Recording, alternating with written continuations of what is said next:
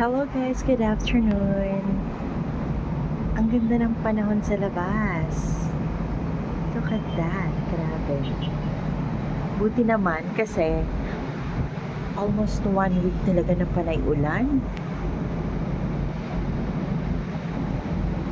Sobrang ganda, right? And you know what? What I noticed is, so kagabi, since nagutom ako, lumabas ako. And napadaan ako sa area na to. I'm like, what? Alam mo ba dati? Ayun dyan, masukal yan. Actually, that's in our back door. Pero, um, since hindi ako masyadong napapadaan doon, hindi ko siya talaga napansin. Tapos kagabi, napadaan ako dyan, which is wow. Biruin mo, naging parking area na yun dyan. Ang dami na talagang improvement na nangyari.